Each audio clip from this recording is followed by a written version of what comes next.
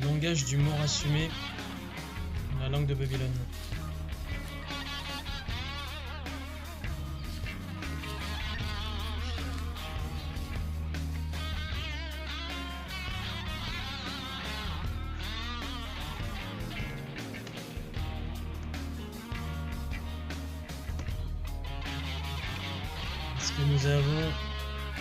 Est-ce que nous sommes sortis du monde de la vérité, nous sommes entrés dans le monde de la fiction et des mensonges, le monde souterrain du mort assumé, ce monde satanique de la chèvre, les égouts.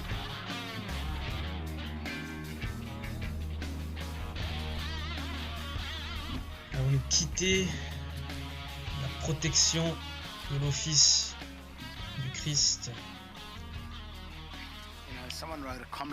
Quelqu'un a écrit un commentaire sur le blog de la Justinian Deception et il se foutait de moi en disant que j'avais peur, et en fait il a raison, il a tellement raison,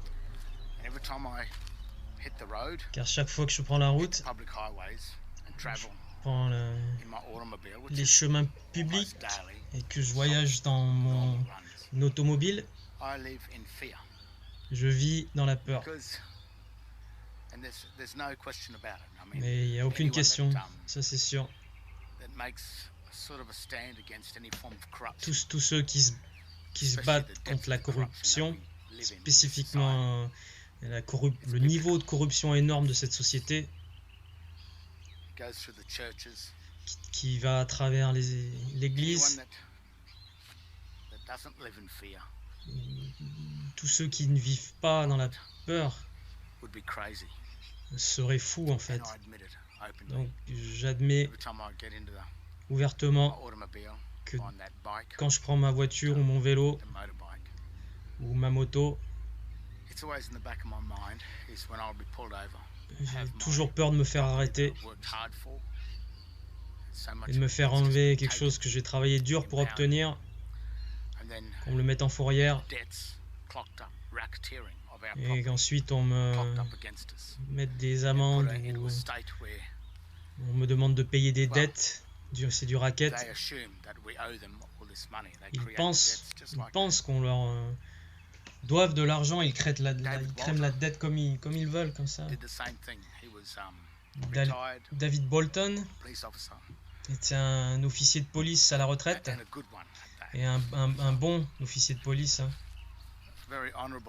Un homme très honorable. Il a passé toute sa carrière sans aucun incident. Il est resté honorable. Ce qu'il a fait, c'est qu'il a dévoué son temps à aider les gens.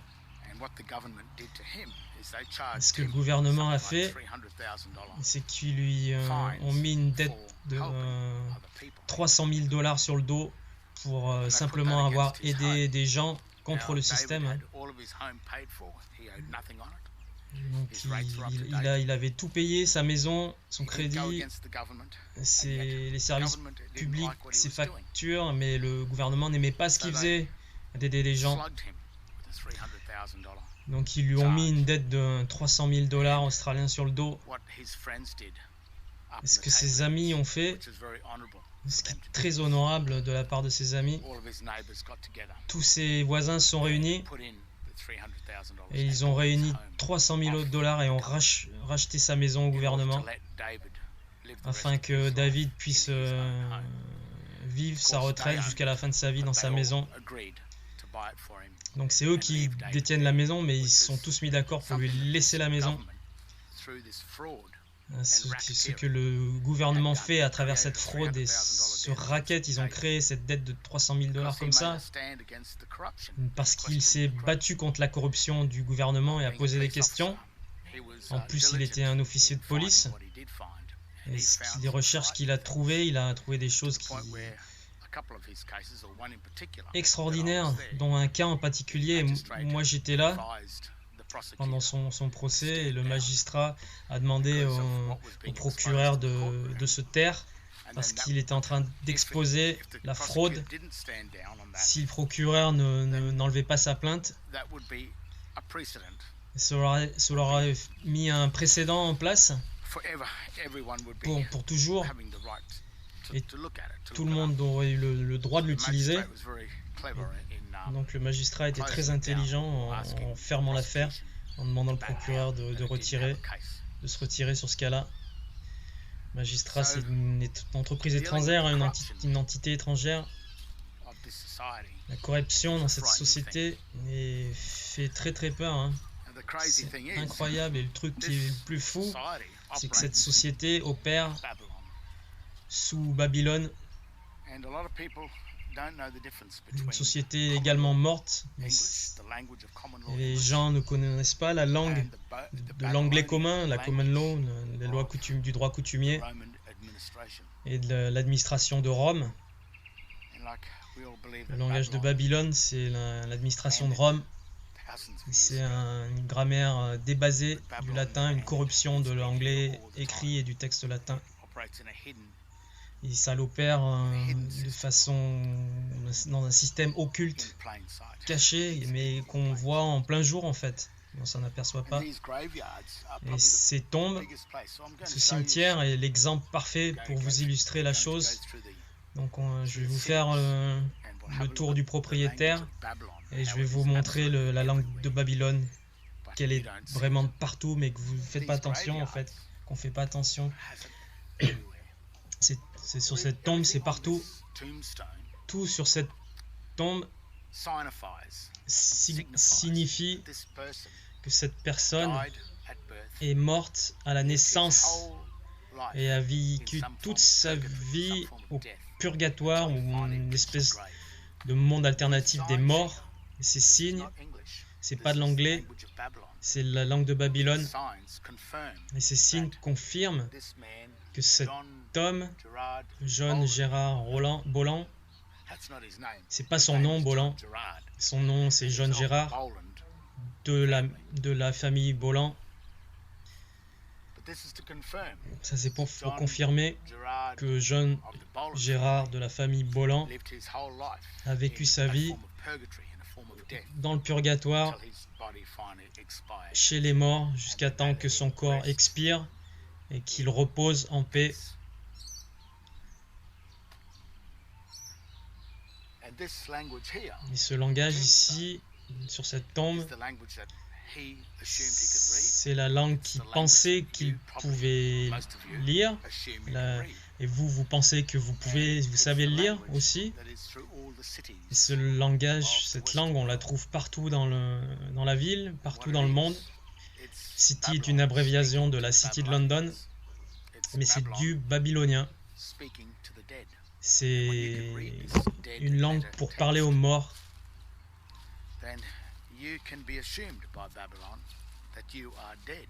Et donc, si vous utilisez cette langue, vous êtes mort. Vous êtes fait partie de leur système. Vous êtes mort avec eux. Il se passe quelque chose avec John Gérard Boland d'une façon légale, technique. C'est qu'il y a deux comptes, deux trusts. John Gérard, ces deux offices, ces deux bureaux, c'est pas des noms, hein, c'est des signes. Et tu vois, même là, le G, le J et le B sont écrits dans des polices de caractères différentes, plus grosses. Et ça casse la lecture. On lit On, Erard et Holland, en fait. D'une façon, si on lit dans la grammaire propre, la grammaire des signes et du latin, donc c'est une fiction complète. Cette personne, en fait, n'existe pas, presque pas. Mais sur l'acte de naissance, deux choses sont créées. John Gérard, c'est né le jour de l'enregistrement, et Boland est né le jour où John est né. Donc le jour où John Gérard est né, ils ont pris le nom du comte Boland Ils l'ont attaché cela à sa cheville, à l'hôpital. Donc, et quelques jours plus tard, sa mère a créé John Gerard, le nom, et 2 mois après ça, dans ce cas-là, c'est les délais en Australie, à l'état civil. John Gerard s'est fait enregistrer aux états civils. Donc il y a le jour où Boland s'est fait enregistrer à l'hôpital, le jour de la naissance. Et parce que John Gerard n'existait pas à cette époque-là, John Gerard a été créé le jour de l'enregistrement sur les registres de l'état civil. Donc 2 trusts, 2 comptes, John Gerard et Boland. Ces 2 comptes, ces 2 naissances, c'est le créditeur et le débiteur d'un seul trust. Et l'incorporation, après, c'est John Gerard Boland. John Gerard le jour du registre et Boland le jour de la naissance. Donc John Gerard Boland a pris sa date de naissance comme sa date de naissance de John Gerard Boland. Et ce qu'il aurait dû faire, c'est qu'il aurait dû prendre la date de naissance, donc d'enregistrement de John Gerard dans l'état civil.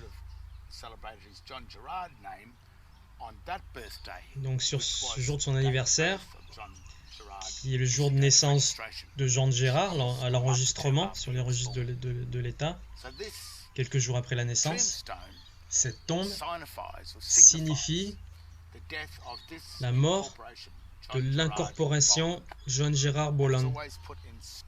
C'est toujours mis dans la pierre comme une statue, un statut, car la pierre est une image. C'est un poste, hein. Donc c'est une grave en anglais, une tombe c'est grave, et gravé c'est gravé dans la pierre. Donc c'est gravé dans la pierre. Donc cet homme n'a jamais retrouvé le chemin vers le jardin d'Éden, vers son vrai nom, son seul nom, son vrai nom, John Gerard. Il a été dans la tombe comme John Gerard Boland. Il a fini comme ça, avec son date de naissance de Boland, et en laissant John Gerard à l'état, il est assumé mort. Et qu'est-ce qui se passe de son patrimoine, est-ce que John Gerard est le propriétaire de toutes les terres, comme nous tous, et bien ce patrimoine retourne au gouvernement d'Australie ici, et c'est enregistré donc sur la SEC US dans le district de Washington DC. Donc l'énergie minérale et les richesses de la terre qui appartiennent à la Dominion, le 1,26 de la Genèse dans la Bible, ça appartient à John Gerard et à nous tous. Tout ça retourne à l'État en fait. Donc sur toutes ces tombes ici, ça se passe comme ça. Le droit, notre droit à la naissance sur ce patrimoine retourne à celui qui a incorporé le nom à ces fictions, à cette fraude à Babylone. Et cela revient donc au propriétaire de Babylone. Et le propriétaire de Babylone, c'est le Vatican. C'est comme ça que le Vatican prend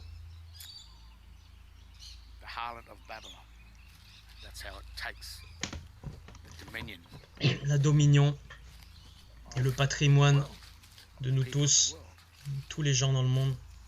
C'est comme ça qu'ils se l'accaparent, et ça laisse tous les gens dans le monde morts, esclaves, avec aucun droit,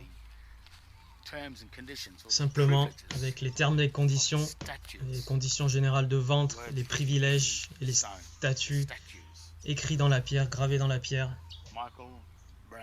Michael Brown. Michael, c'est son vrai nom. Brown, c'est son surnom, son nom de famille. Ce que Michael a fait et qu'il est devenu Brown, présumé mort. On va faire une petite balade et voir toutes les signes de la ville de Babylone, et que aucun de ces signes est écrit en anglais et n'a de sens. Et la plupart de ces signes sont mis entre des bordures, dans des carrés, qui enferment, qui contient des signes de Babylone. Donc ça, ces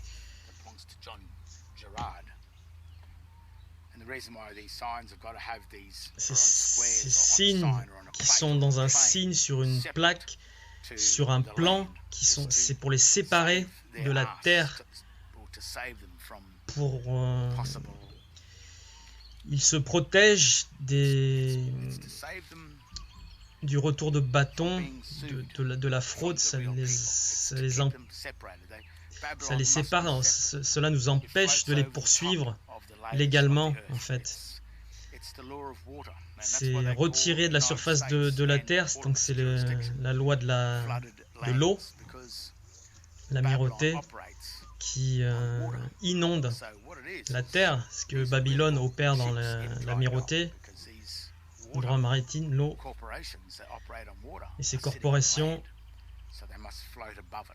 doivent flotter au-dessus de la terre, et pour cela ils créent cette fiction que rien n'existe. Donc ils créent pour que tout cela soit une fraude et qui n'existe pas, que ce soit une arnaque et une tromperie. La seule chose ici qui a un peu de sens, c'est le RIP, le Rest in Peace, le repose en paix, parce qu'il y a des points. Mais dans le sens grammatical, pour mettre ensemble John Gerard Boland comme un, il faut mettre un trait d'union. Ici, c'est John, Gerard et Boland. C'est trois choses différentes, trois offices, trois trusts, trois choses différentes. Les masses sont donc illettrés, ne peuvent pas lire. C'est une erreur capitale. Et elle tombe dans le monde de Babylone. Donc, allons faire un tour et regardons ces signes de Babylone.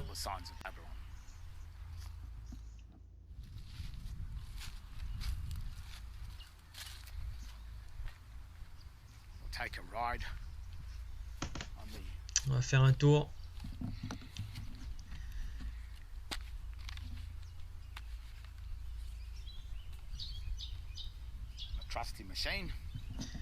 Sur ma machine du Trust.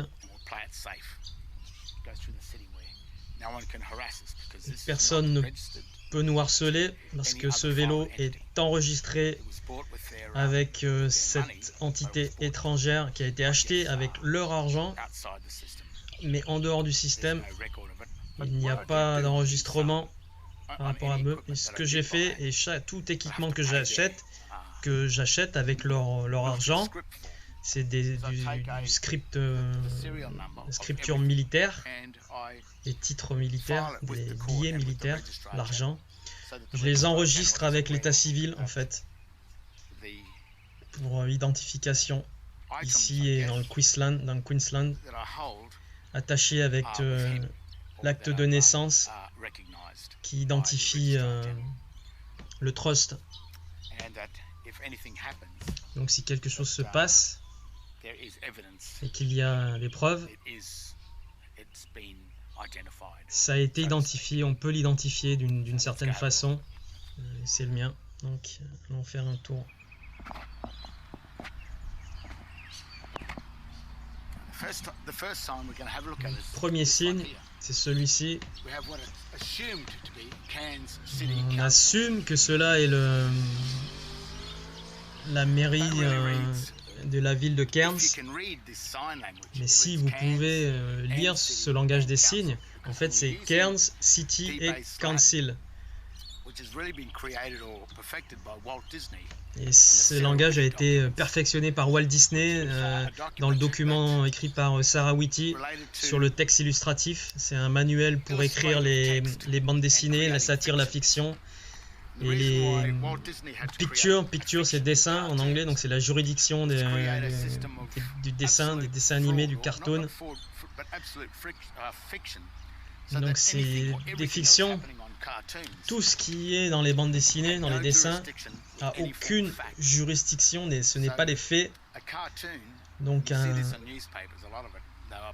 une BD, un comics, tous les textes sont dans des boîtes, comme ici.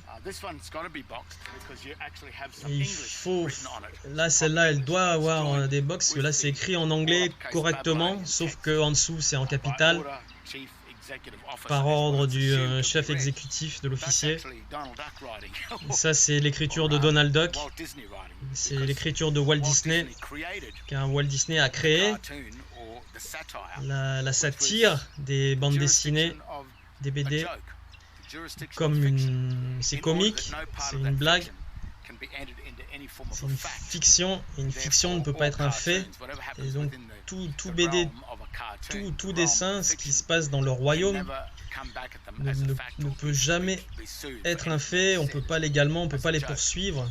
C'est une blague, une satire. Donc ce qui se passe ici, c'est que ces signes opèrent sous les règles grammaticales de Sarah Whitty, du texte illustratif, afin que tout cela devienne une blague.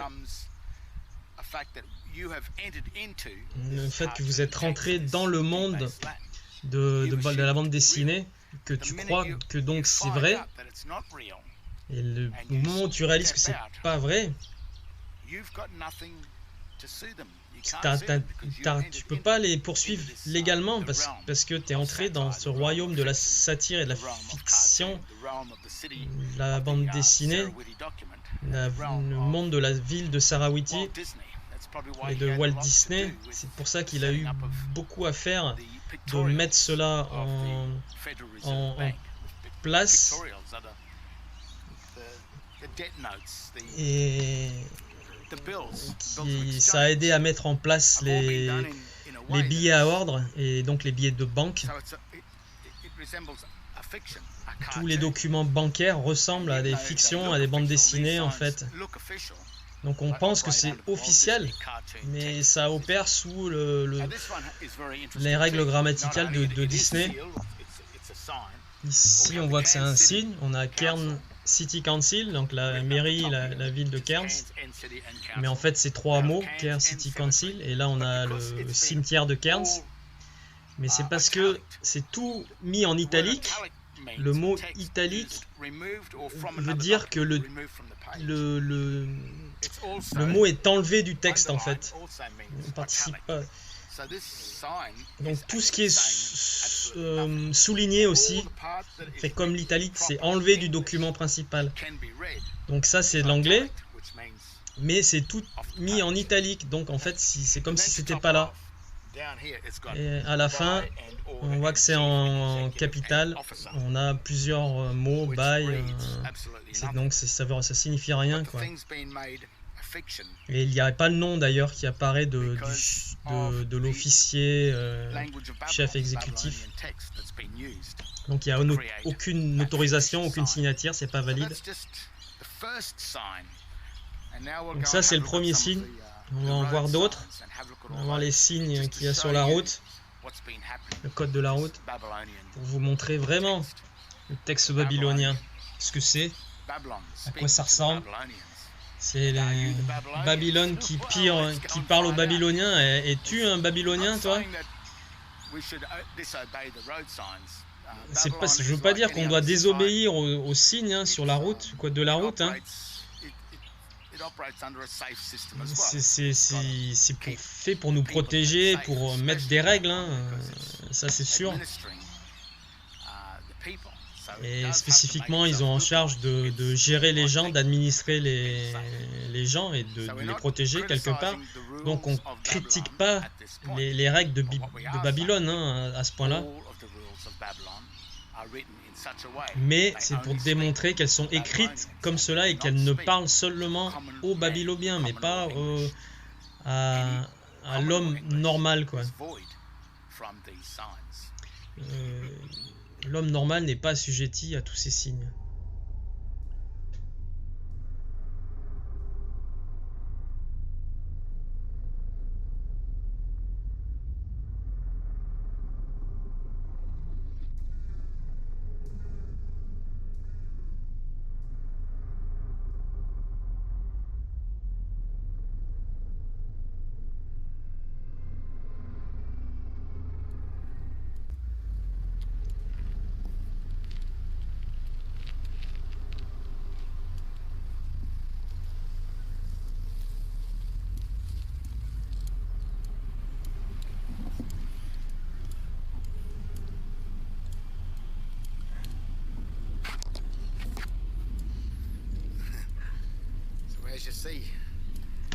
Donc vous voyez,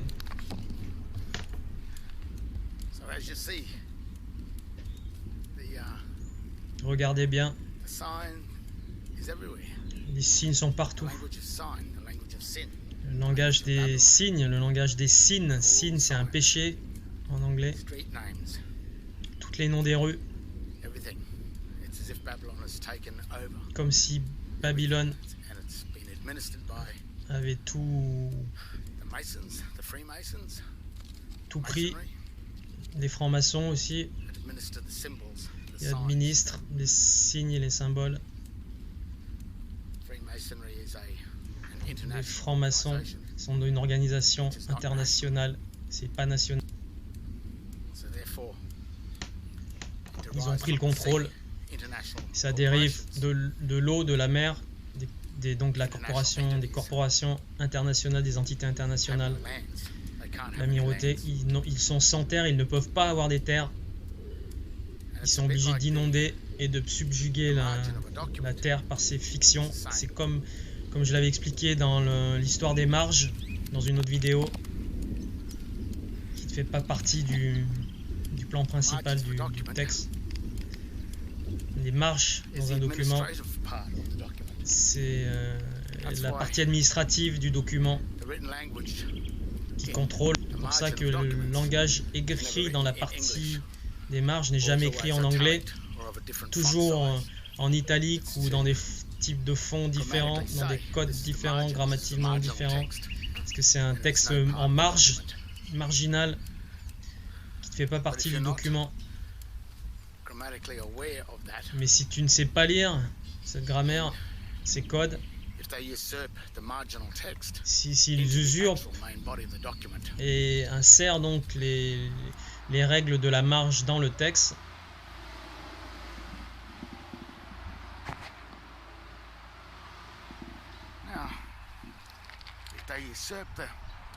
donc s'ils usurpent la marge et qu'ils l'amènent dans la partie principale du document, dans le milieu, donc, comme sur l'acte de naissance avec le surnom, tu peux pas faire la différence entre la marge et le texte du document.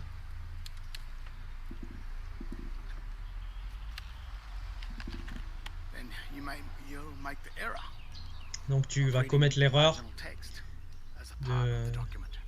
de penser que le texte marginal ou la glose fait partie du texte principal. Et si tu fais cette erreur, tu vas mal lire, mal édicter ce document. C'est une malédiction. C'est la maxime de présomption. Une présomption, c'est un fait.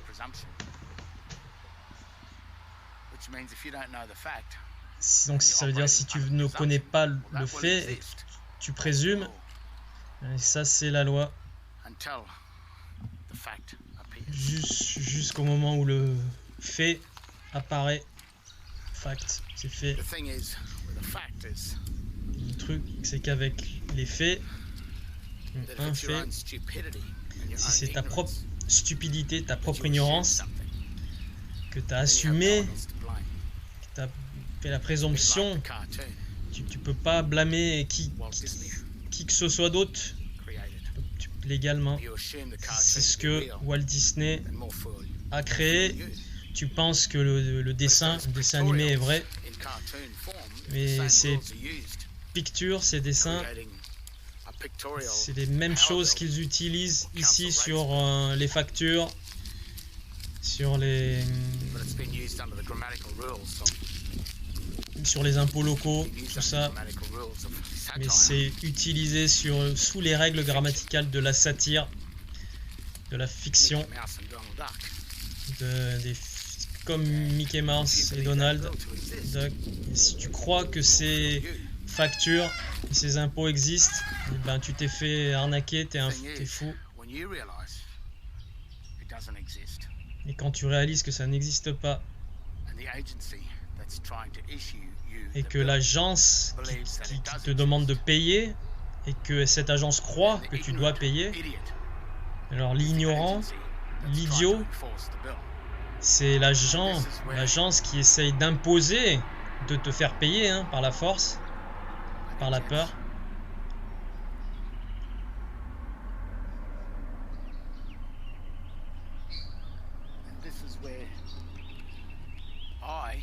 C'est là que moi, j'ai peur.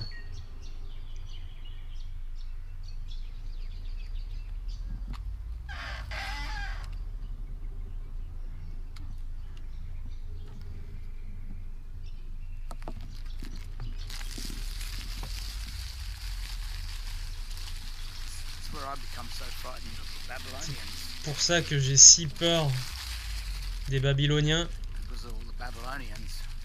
Parce que ces Babyloniens croient dans cette langue des signes, ce langage de Mickey Mouse.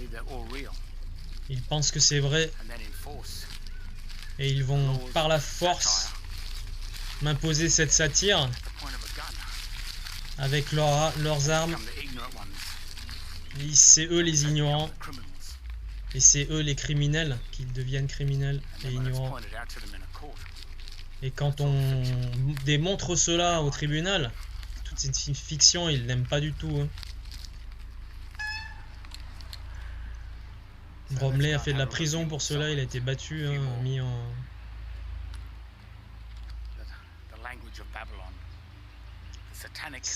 C'est le langage de Babylone est un... Dans ce monde satanique, cette langue satanique, donc on continue le petit tour de la maison.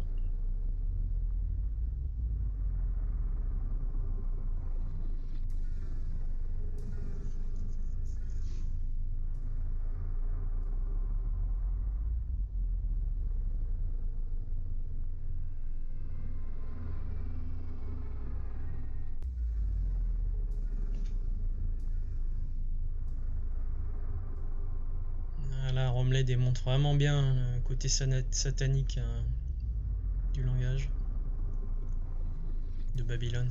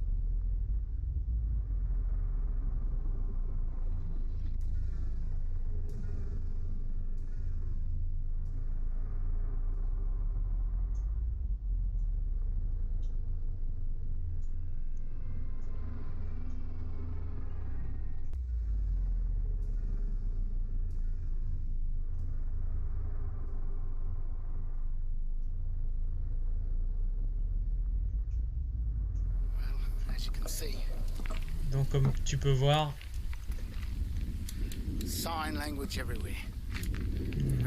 langage des signes partout. Quand tu sais comment regarder. Partout, c'est des signes. Des signes. Et la même écriture qui est sur toutes les signes de la rue, partout où tu regardes. Le voilà.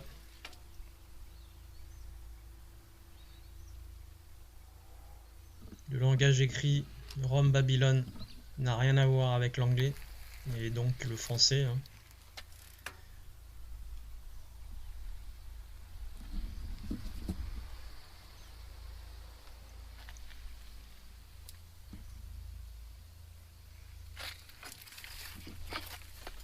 La corporation étrangère, l'administration romaine n'a rien à voir avec les mots et le langage de la terre, du droit coutumier, du droit terrien, de l'homme, de l'humain. On ne peut pas traduire directement. Babylone n'est pas de l'anglais. C'est un signe étranger, militaire, une juridiction militaire. C'est pour ça que tout le monde est monsieur, madame et mademoiselle. Ça, c'est des comptes militaires, des registres militaires. Ça n'a rien à voir avec les gens du système anglais ou de la common law, du droit coutumier. Chaque trust, chaque fiducie a deux côtés, le côté créditeur et le côté débiteur. Donc il faut choisir de quel côté tu veux être. C'est pour ça quand la police t'arrête, il te demande ton nom et ta date de naissance. Il veut savoir si tu es John Henry ou si tu es Doe. Donc il doit connaître la date de naissance soit de John Henry, soit de Doe. Il y a deux dates de naissance pour trouver le bon compte. Donc la naissance du trust de Doe ou l'autre. Et quand tu fais ça, et ben tu consens, quand tu reconnais Doe, tu consens au langage, enfin à Babylone, ce langage satanique, le purgatoire, où tu es né au purgatoire, comme un mort, présumé mort. Et finalement, quand tu arrives dans ta tombe, ils mettent les deux trusts, les deux fiducies dessus, John Henry et Doe, pour fermer le compte, le registre.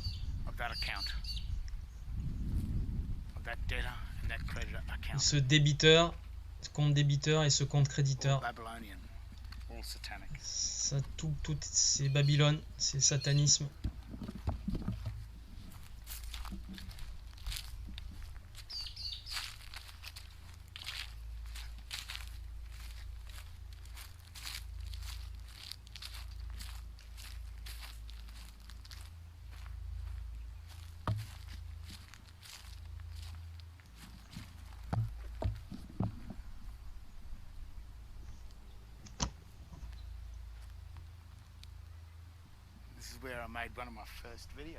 C'est là où j'ai fait une de mes premières vidéos.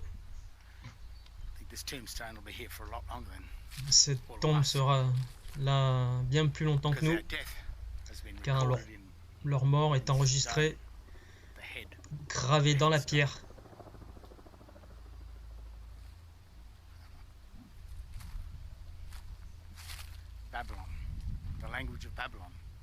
La langue de Babylone, la langue qui est partout dans la ville. Tu as été converti d'un créditeur à un débiteur et tu ne le savais pas. Tu ne connaissais pas la différence entre le langage du débiteur et le langage du créditeur. C'est ce qui est la langue du texte principal du texte, et la langue de l'administration de la marge, c'est l'administrateur. Et si tu peux le lire, mais tu as consenti parce qu'il ne peut pas être lu. C'est Donald Duck, c'est Mickey Mouse, c'est Walt Disney. Ça a été construit par le manuel de style de Sarah Whitty, le manuel de style des textes illustratifs, de l'illustration des textes, enfin des dessins et des symboles, mais pas du texte,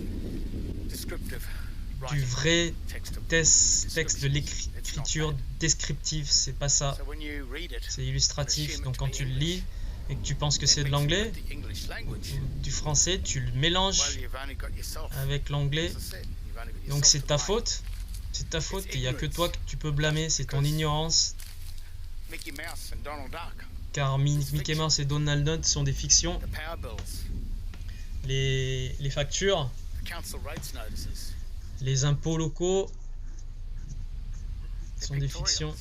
C'est des pictures, donc des photos, des dessins, des signes, des symboles. C'est pas de l'écriture, c'est une illustration.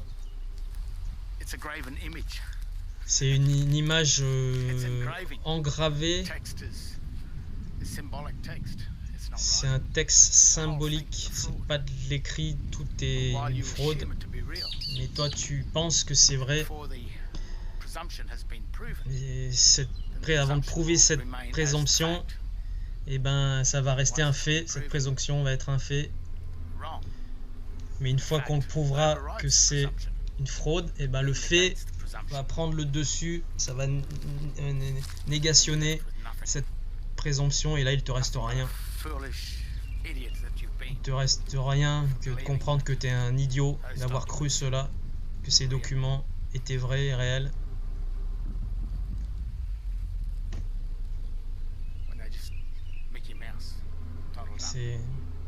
C'était Mickey Mouse, Donald Duck et Walt Disney, Sarah Whitty. L'art de la satire. Texte fictif du système de Babylone.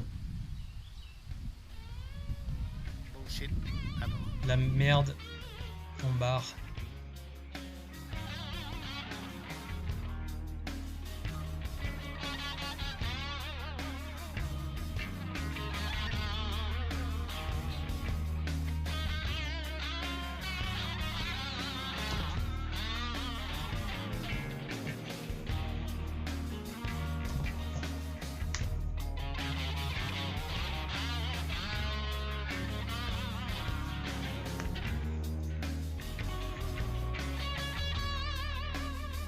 Traduction de Jack Fruit. Vidéo extraordinaire de Bromley. Donc ça c'est le manuel de style d'illustration. Le texte illustratif des bandes dessinées, comiques, satire, fiction. La juridiction du cartoon, de la bande dessinée, le monde du Joker. C'est seulement du texte fictif qui illustre et qu'on prend pour de l'anglais ou du français. Tout est grammaticalement rien, inexistant.